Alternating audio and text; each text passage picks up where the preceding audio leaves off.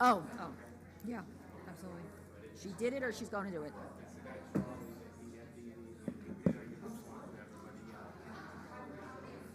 You're going to? I don't have it yet. Okay. Okay.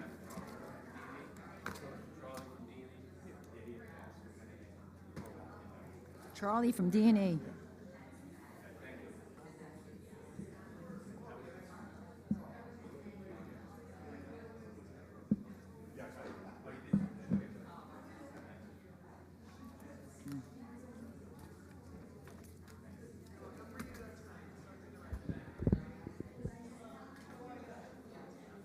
Okay, welcome everybody to the Town of Orangetown Town Board meeting of June 10, 2025.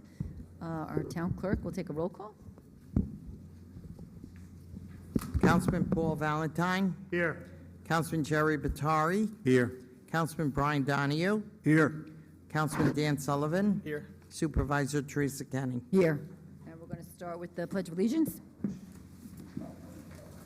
I pledge allegiance to the flag of the United States of America and to the republic for which it stands, one nation, under God, indivisible, with liberty and justice for all.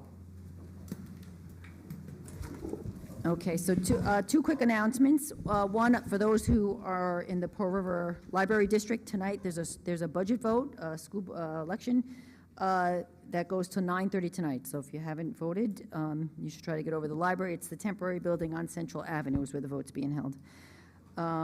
We have the Unclaimed Funds Workshop. New York State Controller's Office is going to be down in Orangetown on June 11th, 2025 from 11 to 2, right here. Oh, it's tomorrow. Oh, tomorrow. You can actually just do it on the website, but for those who maybe are not sure where they go, whatever, you can come in, they're going to help, and they'll see if you have any money due you. So you'd be surprised. I've gone on, I've found money at least twice, not for me, but for people I know. So, you know, it's worth the look. I guess we can go first into our workshop. So we're going to, the first item is to open the public hearing regarding the landlord registry, which I think most people are familiar with. Rob, you want to just give a little lowdown on it now before we open the public hearing? Okay.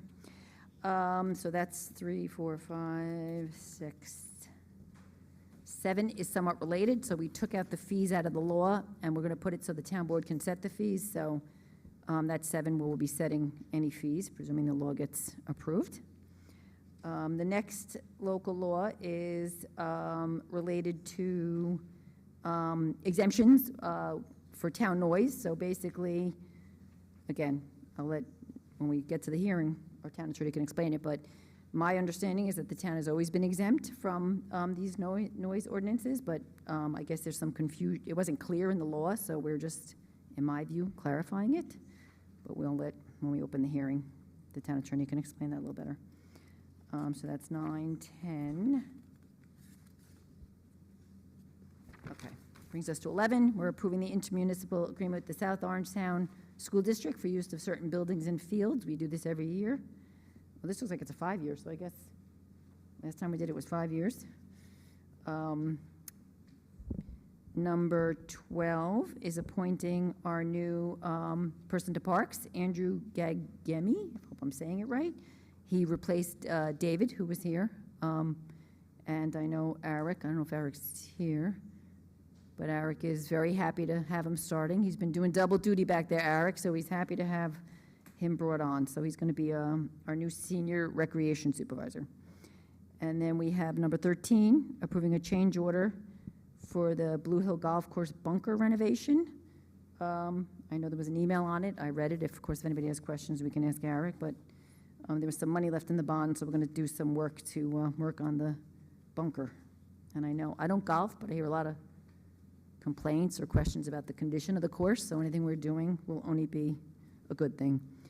Number 14 is changing the grade for the planning assistant. So this is the person who replaced Cheryl Coopersmith and Gerard. We hired her, and so this is a grade to the contract grade. Trouble with that, okay. Number 15, award a contract to Arnold Construction for the Gilbert Avenue Sanitary Sewer Rehabilitation. Always got to keep those sewers running efficiently. So I spoke with, Eamon couldn't be here tonight, but he called me on it and explained what it's about. We're going to combine items 17 to 21, which is lend assistance. So we have, we're kind of doing this, as Rob likes to say, nunc-pro-tunc, meaning it happened already. The town of Clarkstown called us. They were in a jam because one of their showmobiles was out of order and they needed it. So we stepped up and let them use it for their street fair. So we have to basically approve it. We have the Pearl River Carnival, which is June 12th to the 15th. That raises money for our fireworks, so hopefully people can get over there. We have the June 22nd, the St. John Henry Newman Eucharistic Procession. We have the BOCES P-Tech graduation at Tappan Zee Elementary School on June 23rd. And we have the Piermont Chamber of Commerce's annual Bastille Day on July 12th. And then we have our regular audit and vouchers, and that's that. So, just adjournment, write this down here. Okay, so I guess we can start by opening should we go to the public hearing first or open the public? Oh, yeah, okay. So for the purposes of time, because we do set the time, we're going to skip the general public comment section. And we're going to jump to the landlord registry hearing. I make a motion to open the public portion of the landlord registry hearing. Have a I'll second? second. All in favor? Aye. Okay. So why don't we start, Rob? You can, Right, so the town, as everyone knows, already has this landlord registry law in place.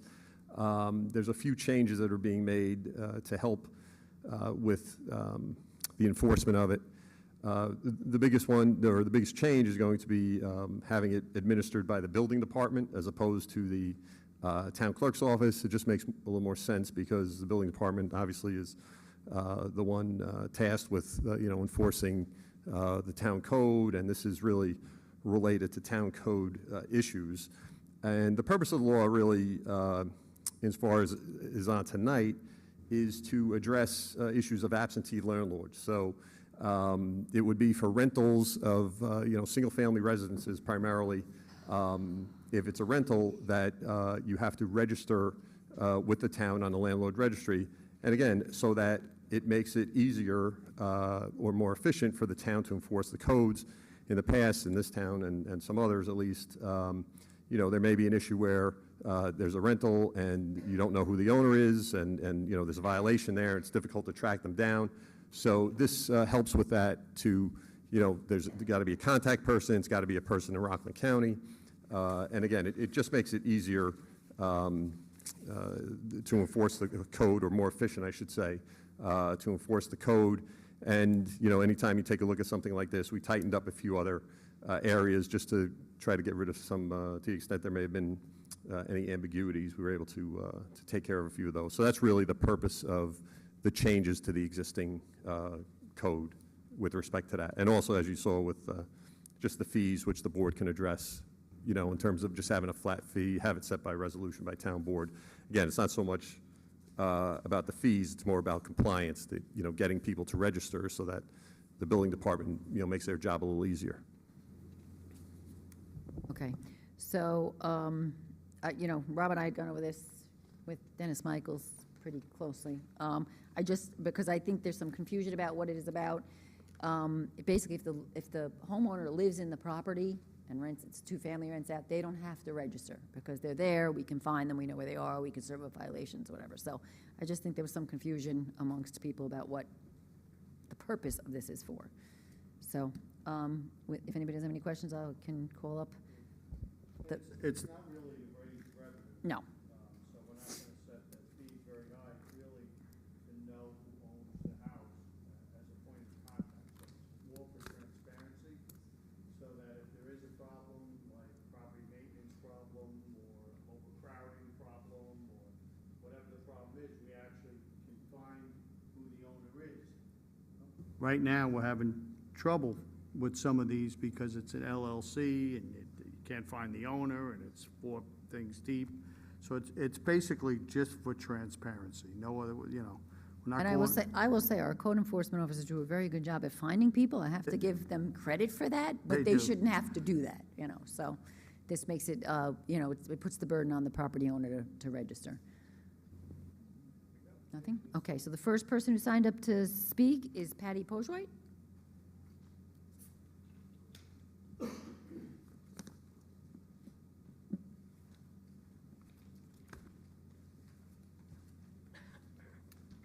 Hi, my name is Patty Pojwhite, and I live in Pearl River. I want to express my strong support for the implementation and enforcement of the landlord registry in the town of Orangetown. This is not about targeting responsible landlords or overregulating property owners. This is about protecting the integrity, safety, and stability of our community. It ensures that we know who owns and operates rental properties in our town when landlords are registered. It's easier for the town to communicate with them, ensure code compliance, and hold bad actors accountable when violations occur. Illegal and irresponsible rentals can have a direct impact on neighborhoods, leading to parking congestion, increased noise, garbage buildup, and declining property values. A registry helps maintain the character of our neighborhoods and ensures residents feel safe and respected. The landlord registry is a common sense measure that benefits everyone: responsible landlords, tenants, homeowners, and the broader community. It is a proactive step towards preserving the integrity of our town and protecting our residents from the dangers of unregulated and illegal housing. I urge this board to treat this issue with the urgency it deserves. Without proper oversight, the quality and safety of our neighborhoods are at risk. We owe it to ourselves and to future generations to take this action. There's one concern that I have, is that if it's up to the other residents to report somebody they think is renting a house.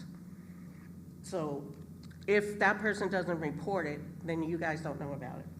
The second thing I'm concerned about is if you have a code violation person come in and they go through it, but somebody has done some authorized structural modifications, is the fire department going to be given a list of rental properties? So if they show up at a house and they think it's a ranch, a 3-bedroom ranch, but now walls have been put up, that's a safety issue, I think. So I'm wondering how we would comply with that.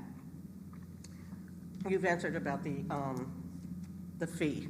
So that's just some things. I think it's a good idea for the town, but I am very concerned about whether the fire department will be safe with rentals that are modified after they've been inspected. Thank you. Next, I have, it looks like Stephen O'Connor. No, am I saying it wrong? Stephen O'Connor? Oh, you're not, okay. That's okay. And there was a lot of sheets up there, so a lot of people, okay. Sue Logren?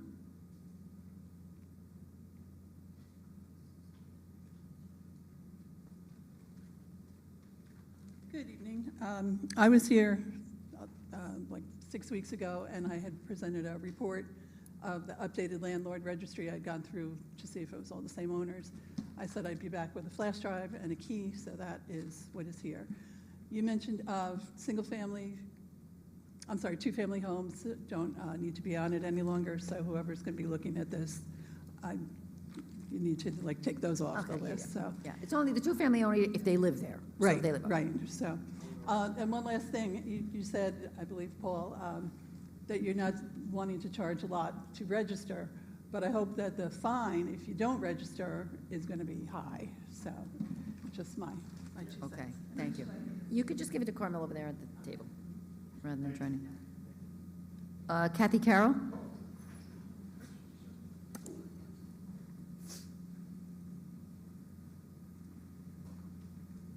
Hi, my name is Kathy Carroll. I live in Pearl River. I have 2 questions. How do people register for, is it something that's on the website? How do landlords know if they're not privy to these meetings and that information? How do they know what to do? And is parking or cars at all involved in rental properties in terms of parking or congestion on a street? Okay. Thank you. Did anybody else want to speak on this that didn't sign up? Go ahead, come on up, Just a quick question. You stated the person that owns the property does not need to register. What if that person is renting an illegal apartment in their basement? What happens then? Do they have to register? We'll address the questions when we're Okay, done. so that was my other question. Your name? Oh, I'm sorry, Dorothy Rooney.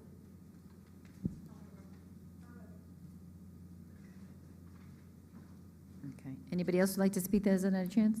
Oh. Again, if you wouldn't mind just stating your name when you get up there.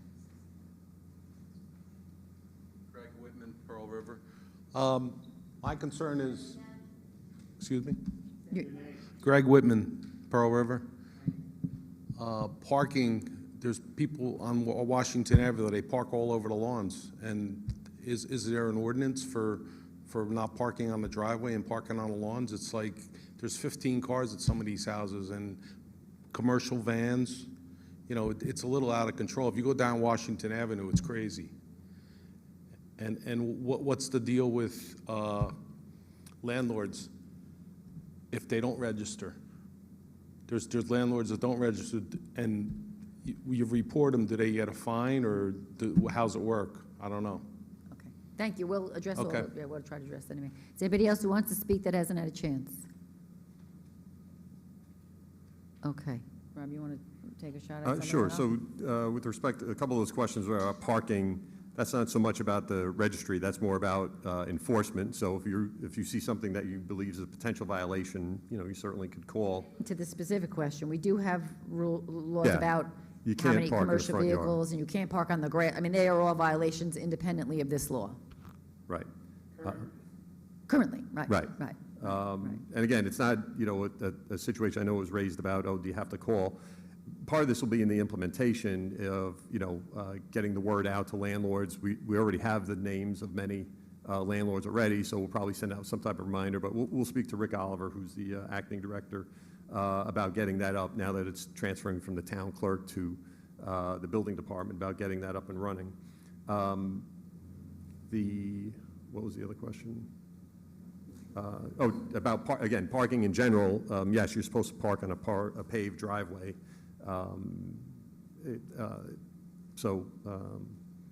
Again, that would be a separate code violation. One question was, do you have to register if you have an illegal apartment? I assume that person would not want to register if they have an illegal apartment, but that's a separate, separate violation that the person would face.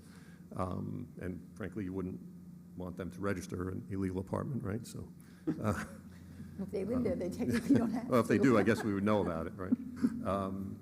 I'm not sure about the other questions. What Okay. else? No, I think one of the questions about notice. Obviously, that's going to be, we're going to get it out on the website, our social media. We'll, Right. Get it out my newsletter. We'll get it out. We'll probably.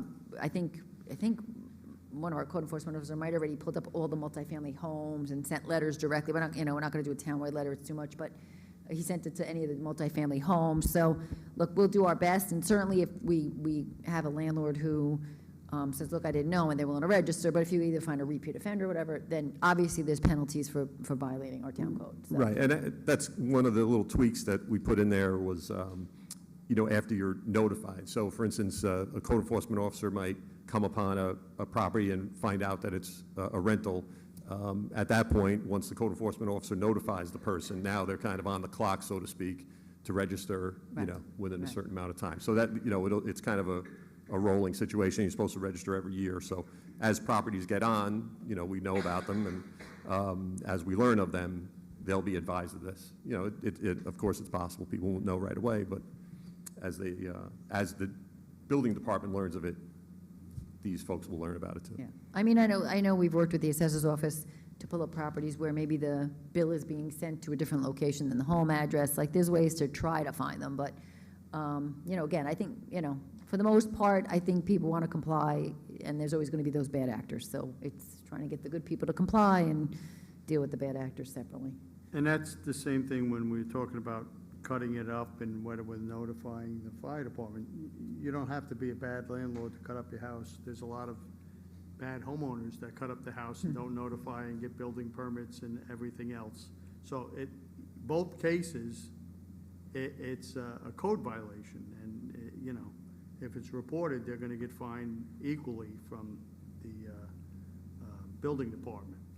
So there's really no way to go back in and, you know, inspect that apartment the same way you wouldn't go back in and inspect someone's house.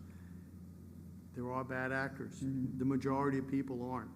Majority of them are good, but we gotta keep our eyes out, and the only, like someone said here, how do you notify? Well, it's only by people reporting or people being honest. Yeah, and you know, it's been working fairly well. I mean, people are, you know, they go online, there's a code violation function on our website, and, you know, our code enforcement officers go out, and they'll ask to go in, and some people let them in, and, they find things. So, you know, just, again, and it's anybody's, we just need eyes and ears. So I know our code enforcement, they'll deal with it when they get the call, but they sometimes just need to know, so. If you have over a two-family, under a two-family, they don't do it, but over a two-family, there's a fire inspection that happens in a rental is it- building. So I like think in a it's- four-family building, yeah. they come in once every year, and they go through each apartment, so they could see if something was done. But in a single-family residence or two-family residence, you really can't gain access unless they're doing something wrong that's visible, or the people let you in. Okay, anybody else? Questions? Anything? No? Okay, I don't think I closed. We didn't close, did we? Real quick, cousin. How much notice do you give a landlord that you're coming? Okay, so I think we're going a little off topic here. What I'll say is that I don't think they give much notice. I don't think they give any notice. I think they just show up and knock on the door. I guess it depends on the circumstances, I will say that.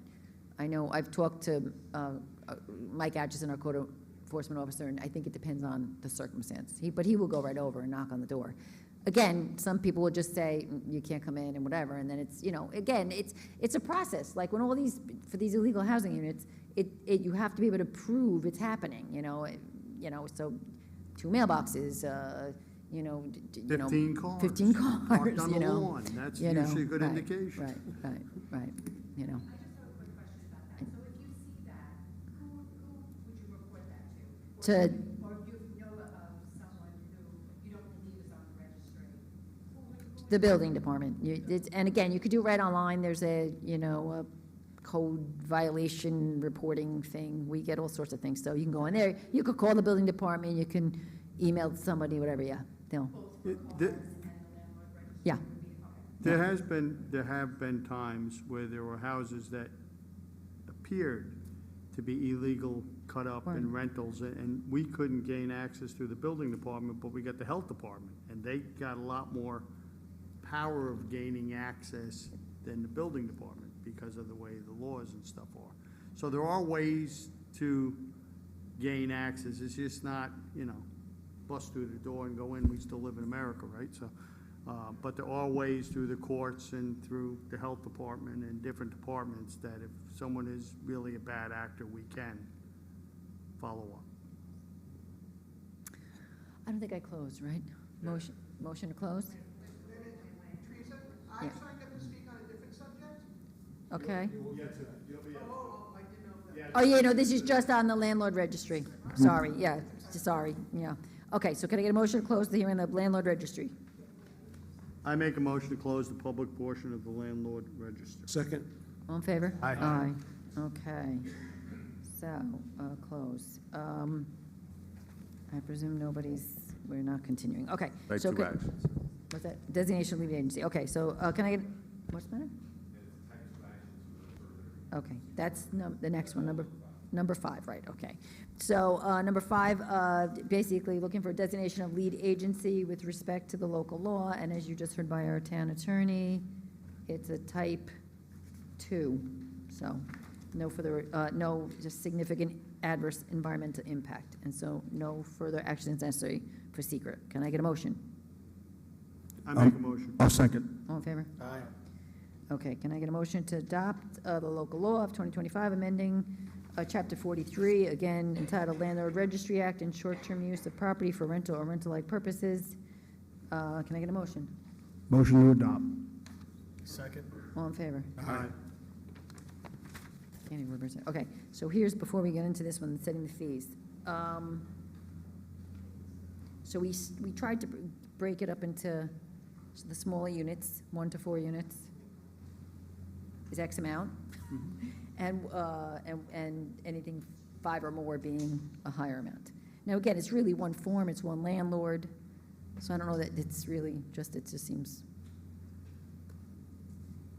Anybody have any thoughts? I was thinking like 75 and 150. I or- think that's fine. I think that's reasonable. You Yeah, good? because it's, again, it's not about raising fees. No, it's not, it's, but it is a paperwork thing and whatever. So 75 for, and then 150 for 5 75, or more. 150 for over 5. Okay, everybody's good with that? Okay.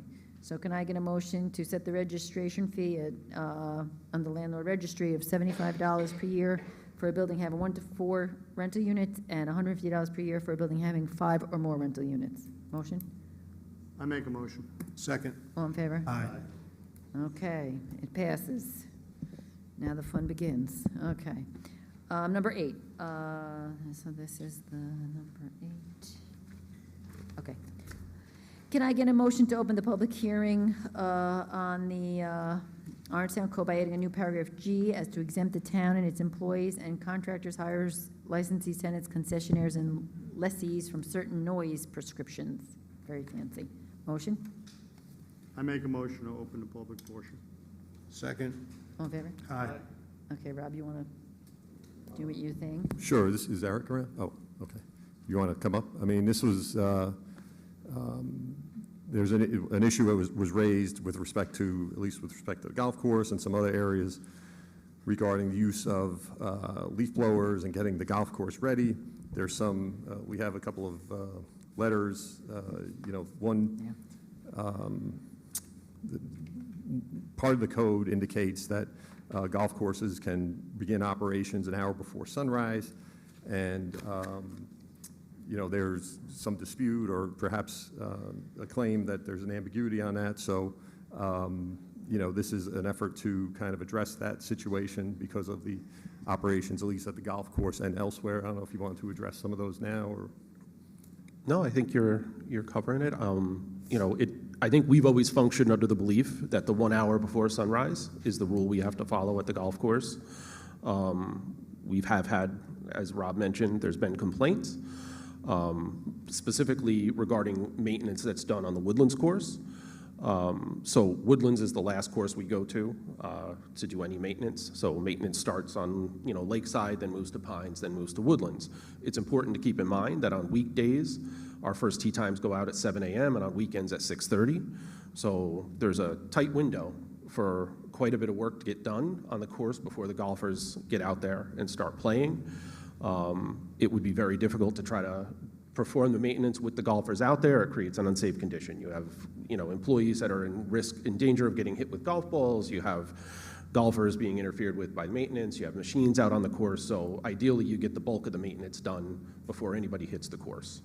And the course has been around for how long? Well, we celebrated our 100th anniversary last year, but the Woodlands course specifically opened in 1997. And before that was, when did the rest of the course open? 100 years. It was, we celebrated our 100th anniversary. The town owned. I think it was 60 years, right? Yeah, it's about 60 years, yeah. We've been maintaining the course. Can I ask you a question? How often do you need to blow it? So certain aspects of the course, it's a 7-day-a-week operation. So, greens get blown off just about every day from debris before they're mowed, and then they're blown again with the grass clippings to get them off, so they roll consistently. So that's pretty much a daily thing.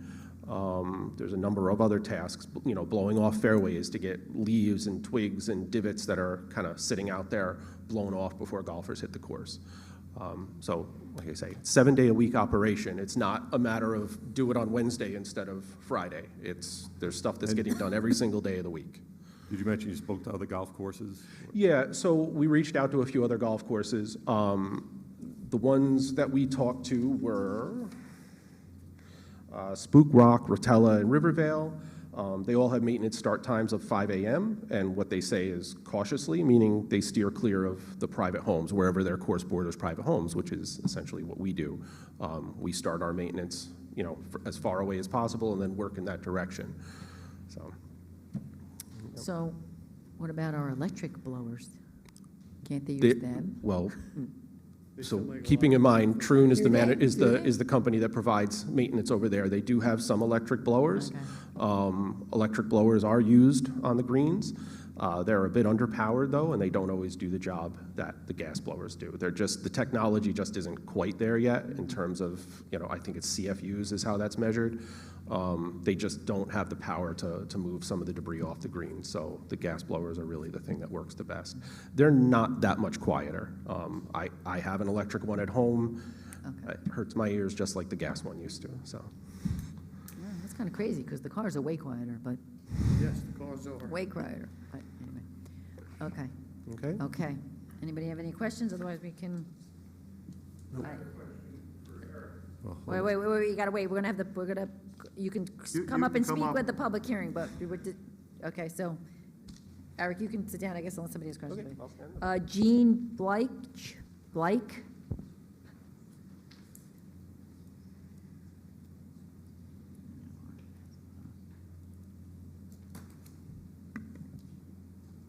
Hello.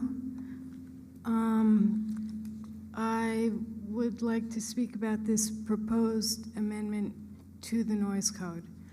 My name is Jean Bleish. I live in Pearl River, and I live bordering the Blue Hill Golf Course. I am against the amendment of the Orangetown noise code. The code that exists has many specifications and exemptions, and the town has, the code contains many practical exemptions related to noise. There is no need to further amend the code. If an emergency situation requires acting outside the code contains a path to allow such action by the town. There are many exemptions specified concerning the town within the code already. Often, where I live, we are jolted awake by the terrible sound of leaf blowers and other machinery coming from the golf course very early in the morning. I've spoken with neighbors living near the former Norrishawn School who hear the machinery on the golf course, also early in the morning. This is a terrible way to be woken up at any early hour, disturbing sleep, causing anxiety and headache, among other problems. It is hard to imagine that keeping to a 7 a.m. start time during the week would be a burden to maintaining the golf course. I understand what the person who just spoke, and I didn't hear his name, and I don't know his exact position. I understand what he's saying about the tee times and needing to prepare. But I believe that there are ways to work within the code that exists. The proposed amendment seeks an exemption from certain noise prescriptions of the code, quote, when acting in furtherance of governmental functions, municipal purposes, or the health, safety, comfort, convenience, welfare, and/or benefit of the general public. This is in the proposed amendment. It is difficult to understand how avoiding the noise prescriptions existing in the code would benefit the health, safety, comfort, and welfare of the general public. The language of the proposed amendment clarifies a purpose of the amendment. Again, this is from the proposed amendment, to bolster unambiguous language of the code, of the Orangetown Code, Section 710A, which already clearly prescribes that a public golf course may begin operation 1 hour before sunrise. I disagree with this assumption. The quote, "may begin operation 1 hour before sunrise" is unambiguous. Operation, in my mind, includes opening the golf course to its employees in order to prepare for the public 1 hour before sunrise. We should not allow the golf course to violate the noise code 1 hour before sunrise. As is well known, noise, and in particular the noise of certain lawn machinery, is a bane of modern daily life. Many communities and municipalities have worked to mitigate loud and persistent noise, including the town of Orangetown. Our code allows such equipment to operate for 13 hours a day during the week, 11 Okay, hours. Excuse me, the 5 Yeah. minutes is up. I'm going to let you finish your statement, but we have Okay. a five.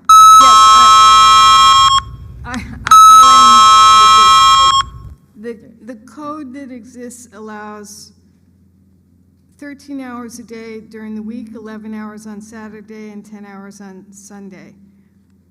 7 days a week. We do not need to amend the code. Thank you. Thank you. Next person that signed in is John Hennigan.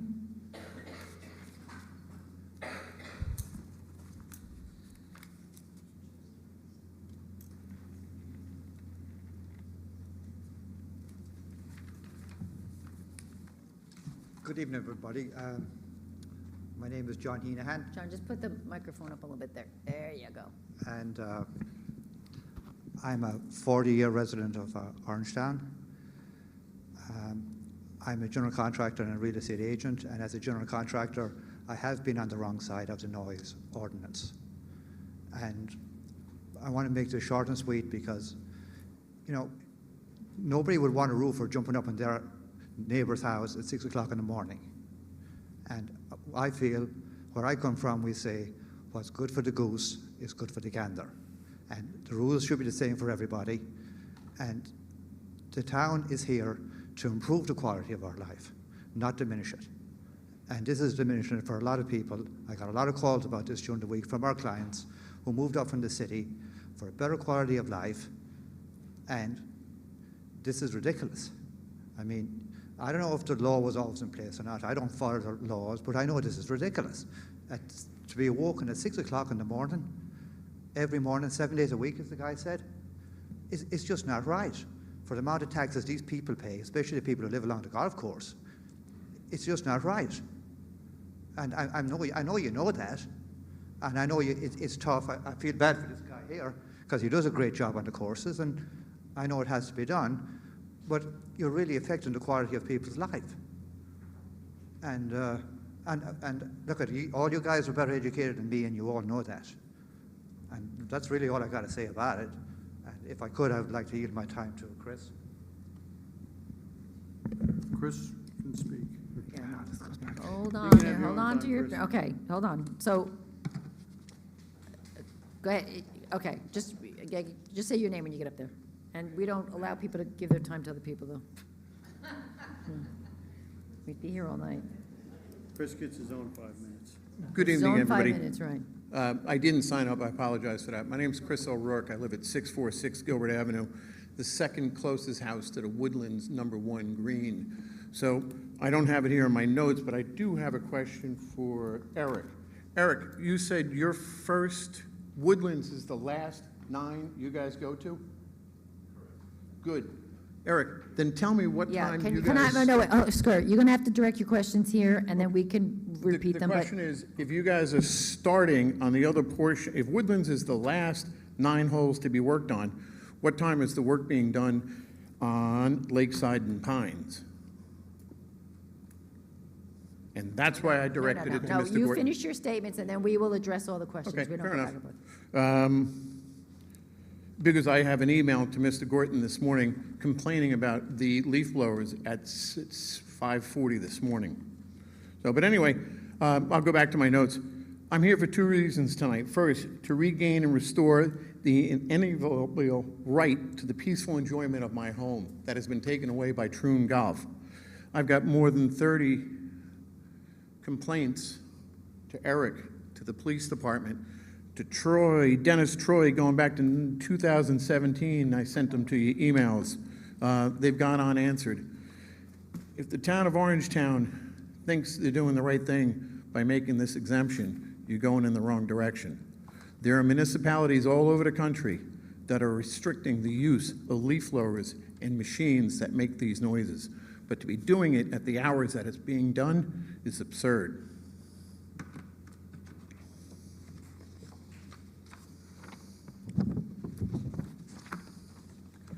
Just to give you a few examples, we got the village of Nyack that just banned leaf blowers. Bedford prohibits them. Croton on the Hudson, Hastings on the Hudson, Larchmont, gas-powered leaf blowers are banned year-round. And you guys are thinking about making them exempt with the town employees and their agents? It's not fair. It's a terrible disservice.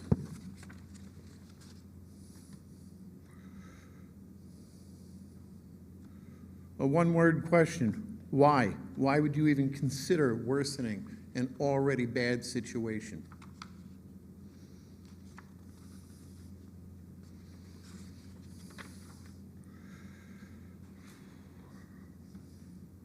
I took it from what was proposed. The town board wishes to clarify that the town of Orangetown and/or Orangeburg includes its employees, its towns, its contract hirees, for the purposes of government function. Does government function truly include cutting the lawns and keeping the greens clear at 5:15 in the morning when we've got 8 years of complaints coming from residents like me? We got a lot to think about. If you guys approve this, you're going in the wrong direction. A couple questions for you. My attorney, Steve Honan, sent a letter. Was it received? Yeah, Terrific. yeah. The town attorney made reference to it when we started. Didn't hear that, sorry, thank you. A letter from Albert Alexander, was it received? And he specifically asked that the public portion be kept open if there's a continuance of this. Will that be honored? I didn't even have that letter. I know it came in, it must have come in late. I have the one that came in from Ferric Nugent, so I don't, is there a second letter? No, I didn't see a second letter. I saw the Bleish No, letter. who we and sent it to? I believe he sent it to you. No. What was the name? The name was Albert Alexander on Noise, 81 Noise. And it was forwarded, yeah. It was sent to the clerk. Okay, good. Yeah, but it had to be late, like after 4:30.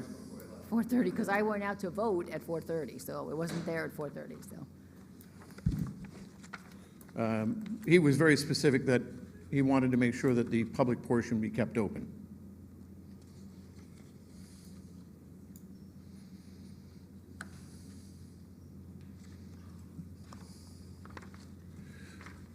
Troon Golf has not answered any of the emails or phone calls from my attorney about their conduct and the hours they do such. And they've been hanging their hat on this clause in paragraph 7 or chapter 7 about golf courses can operate 1 hour before sunrise. That chapter 7 was written, I believe, in March of 1959. And the full chapter, circuses, carnivals, may operate from 11 a.m. to 11:30 p.m., theaters, drive-in theaters, motion pictures, houses, bowling alleys, amusement parks, shooting galleries, commercial skating rinks, and other similar places of recreation and music may operate. So you can Is that finish it. done? That's 5 minutes, but you can finish what you're saying. Okay, thank you for that. I'm almost done. Operate from 8 a.m. to the bowling alleys that remain open. Bolster the unambiguous. Public golf courses begin operation exactly. What does operation mean? What does it mean? I think Mr. Blaze touched on the subject. Is it selling tickets for people to play golf? Or is it running backpack blowers in excess of 100 decibels of noise at 5 o'clock in the morning? It was written in 1959, 15 years before leaf blowers were invented. It's an arcane reference to hang your hat on. It's a mistake and a terrible disservice to the public. And I hope you keep the public portion open for the next meeting. Thank you. Is there anybody else who would like to speak on this that hasn't had a chance to speak on it? Anybody? Okay. Eric, you, I guess, want to come up? So just for my purposes, for someone who doesn't golf and who doesn't blow leaves, did something change with the maintenance since Troon took over from what was done in the past? So I guess a little bit of history. When the town managed the course, when we had our maintenance people there, we were usually out there much earlier in the morning. Our staff was coming in probably around 2 a.m. Applied Golf, I'm not 100% sure anymore what their start time was. I know Troon staff reports to work around 5 a.m. Unless there's specific things that need to get done that day, then they might have people come in earlier, but the typical start time would be 5 a.m. Anybody? Questions? Please, we're not gonna, we're not I gonna, don't no, we're think- not gonna allow, you had your 5 minutes, let's see if the board has any questions. I don't think it changed because I know that, like the gentleman said, he's been complaining for 8 years. So there's been 2 maintenance contracts in the town before then. Yeah. So it definitely hasn't changed. Yeah. And it's an hour before sunrise. Sunrise today was 5:23. So they actually started at sunrise. Yeah, They mostly time start at sunrise, not an hour before, which they're allowed to under the current law, if I understand it right. So back in, I believe it was 2019, I met with Mr. O'Rourke and his attorney because he raises this same issue. And again, it was, in an effort to kind of come to a reasonable compromise. I mean, because of the needs of the course and Mr. O'Rourke's concerns. And all of these issues were discussed, and this was under applied golf, so it was also, it's not just since Troon has been in. And again, all the issues that came up of, going to those 2 holes, or I guess it's 1 hole and 1 tee box. I think we've tried to stay away from 1 through 4 on What's that? Woodlands. I think it was 1 through 4. Right, On but Woodlands even was where 1 we through really 4, tried to but certainly avoid. those last 2, which are right there. So those efforts were made. I don't know, I hadn't heard of any complaints after that meeting up until a few months ago, but I don't know if you had complaints between that meeting and up until a few months ago. It seems like it just kind of came up a few months ago. I don't know. After that 2019. It had been quiet for a while, and, with the periodic complaint, but it had been quiet for a while. Yeah. So I mean, I know Mr. O'Rourke mentioned 8 years of complaints. I'm just saying, absolutely, we did meet in 2019, I believe it was. Is there a way that Troon Golf can actually keep some sort of log what time they go through 1 through 4 in Woodlands? They actually do keep a maintenance log, but we can talk about that, sure. And if you wouldn't mind, can you just confirm, like on a, I don't know, daily, weekly? I don't want to put extra work on your plate. I know you're busy. Okay. We just gave you another person, so you should have a lot of free time. Oh, no, he Kidding. doesn't, I'm yeah. kidding. No, but not to put a little extra work on your Welcome plate. to the but town is- of Orangetown, go yeah. out there and figure out when they're blowing No, leaves. just to confirm that Okay. that's being done. Yep. So the question is, does anybody want to keep it open? I don't. I don't think we need to. I don't think we need to keep it open. Anybody else? You are. Fine, it's okay with keeping it open. I want to keep it open. I know, you want to? Okay, we have 3 no's over here, so. This has been, we voted on this public hearing always been a position the town's exempt from the local law, so I was surprised. But apparently, I guess there was some language that they're talking about that was, I guess, ambiguous, so this was, to me, clarifying what the law has always been, but. Right, right. Okay, so does somebody want to make a motion to close? Somebody wants to make your motions there, boys. I'm okay with closing it. I make a motion to close the public portion. Second? I'll second. All in favor? Do you want to vote no? I'm going to vote no. You're gonna- Okay, so do a roll call. Oh, unless you want me to just tell you Brian's name. Close Two the made a public motion to close. portion. but she's- I don't know, we're going to do it, I don't know what we're doing. Councilman Paul Valentine, Yes. Councilman Jerry Batari, Yes. Councilman Brian Donahue, No. Councilman Dan Sullivan, Yes. Supervisor Teresa Kenny. Yes. Okay. So we close the public hearing, so now we go on to the adoption of the local law. Again, I think it's all in the language. You don't have to do any secret on this? It's contained, Dennis prepared this, it's Oh. contained within It's the, contained in here? the resolution Oh, approving. Okay. Okay, so in this particular thing, we are approving it, and you'll notice that we're declaring ourselves lead agent, and it's also a type 2, meaning that there's no environmental review required to undergo it. And so can I get a motion to adopt the local law?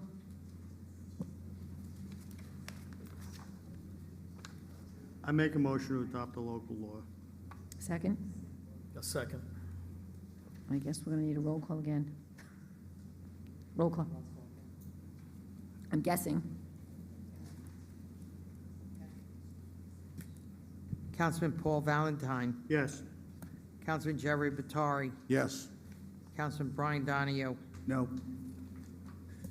Councilman Dan Sullivan, Yes.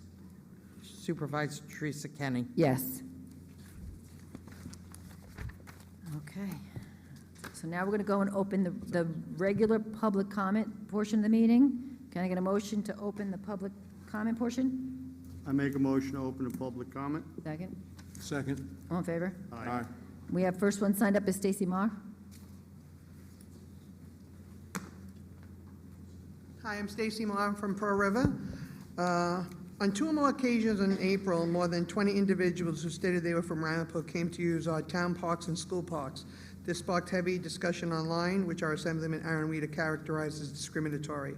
After researching Ramapo's park policies, I discovered that Ramapo restricts their park use in town residents only and requires permits for any group of 15 or more among their rules.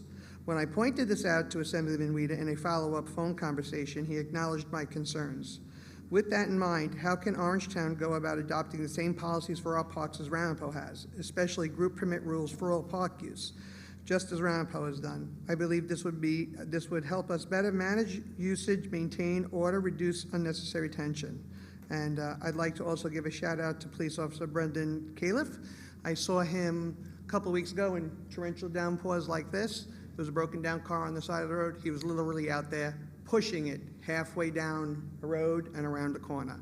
And he was drenched and got back in his car. And he stayed there with the flashes on the side till somebody came to help. So, thank you, everybody. I'm sorry I don't get to come to these. I'm usually at school board meetings. Okay, next we have Brian Robertson.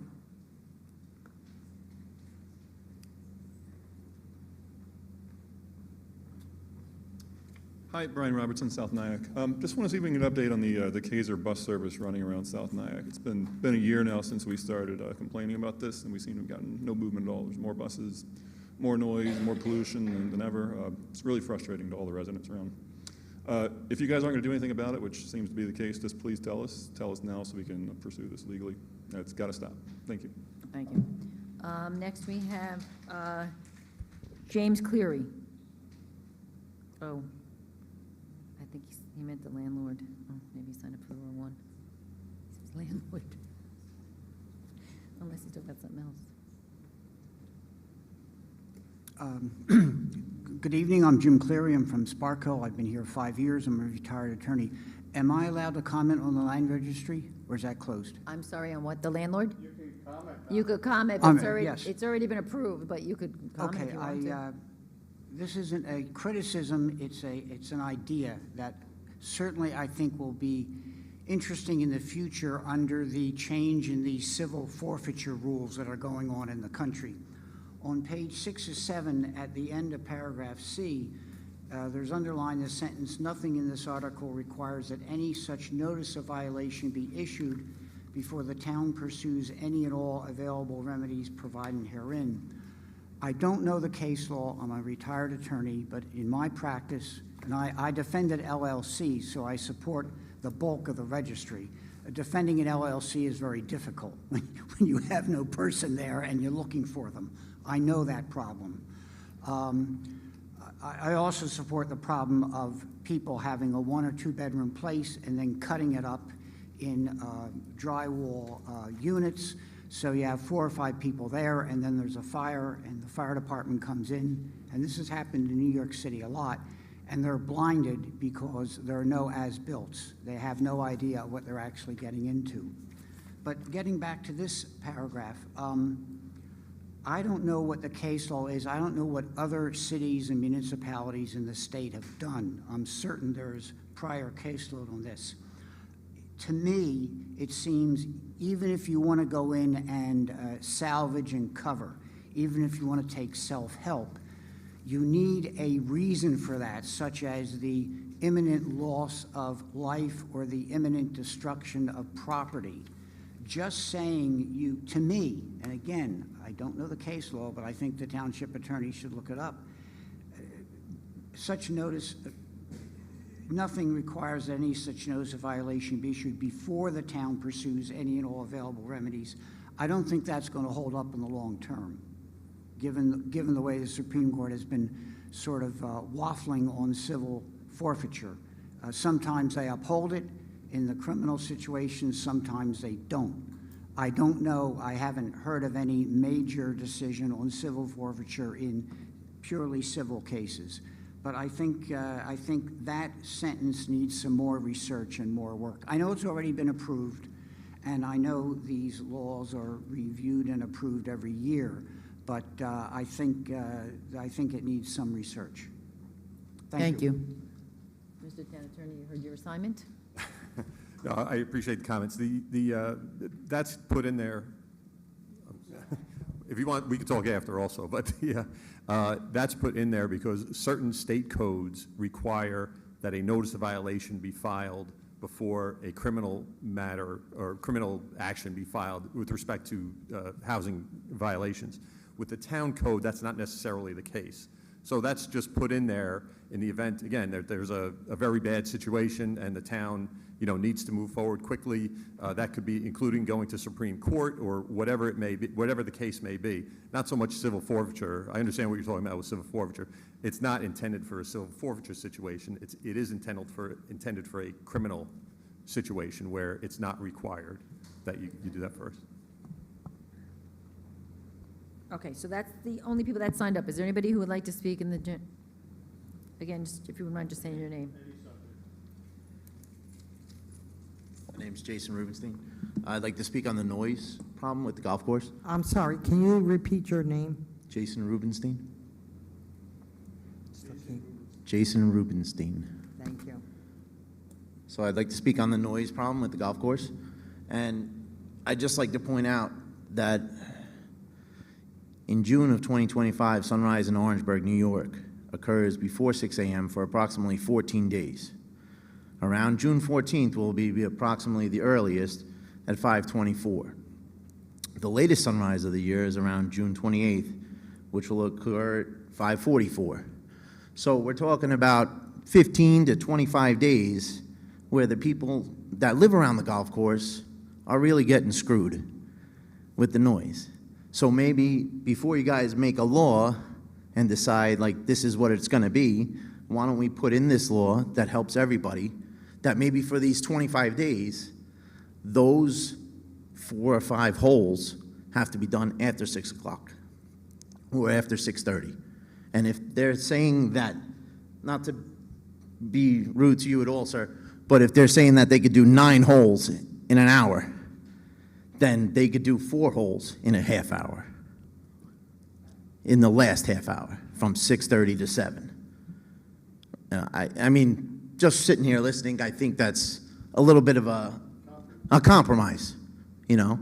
And I know that there are some children that live in those houses during the week, school week, they got to go to school, and at 4 a.m. or 5 a.m., you're telling me that they're hearing, you know, blowers outside and lawnmowers outside?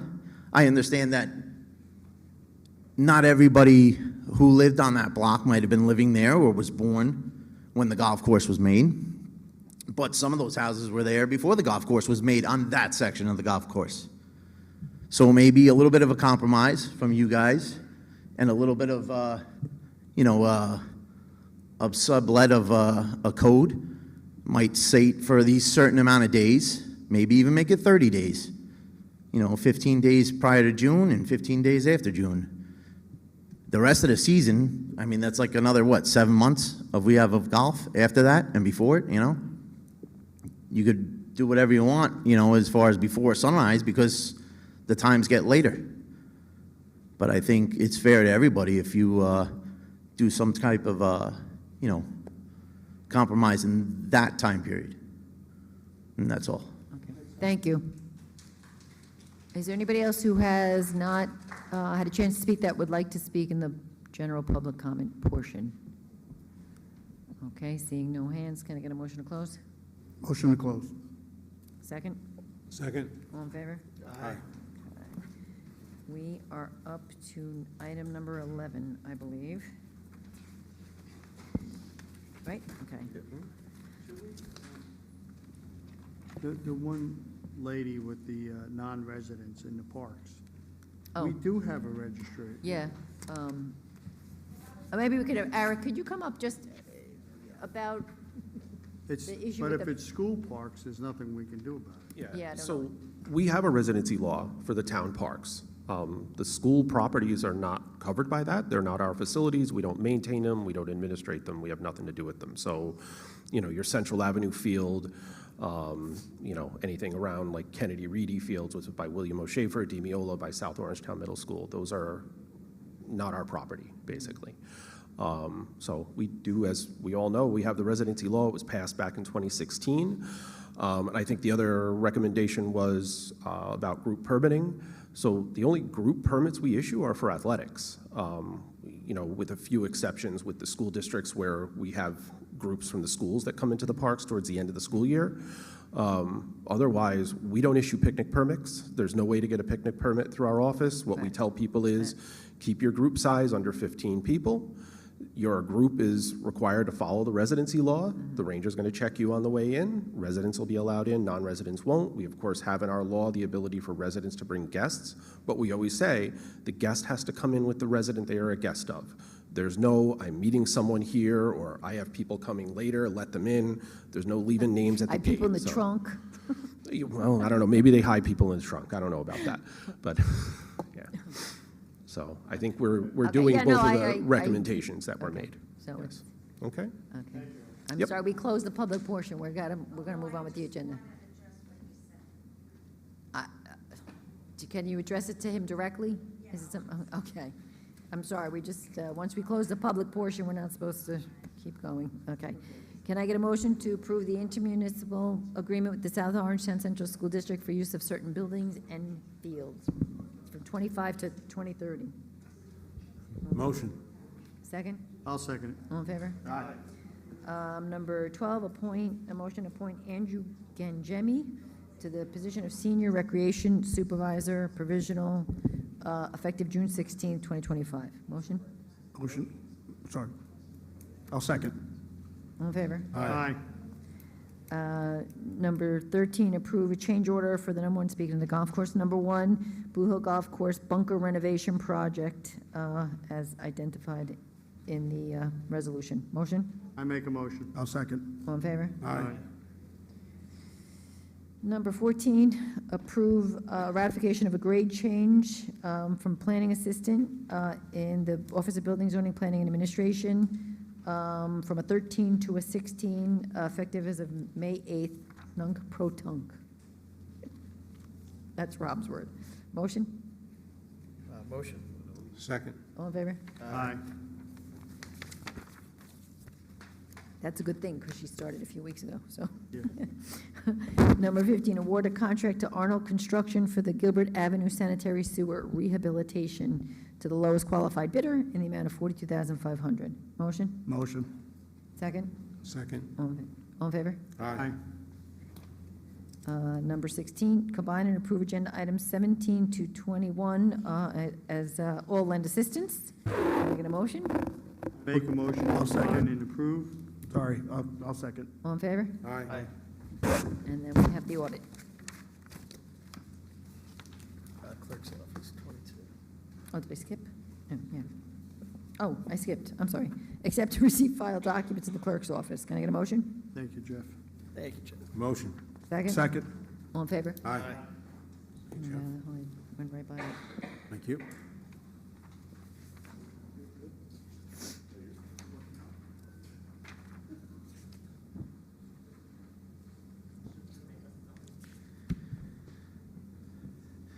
Okay, tonight's audit consists of 4 warrants for a total of $2.4 million. Items of interest, number 2, Department of Civil Service, $1 million for healthcare benefits.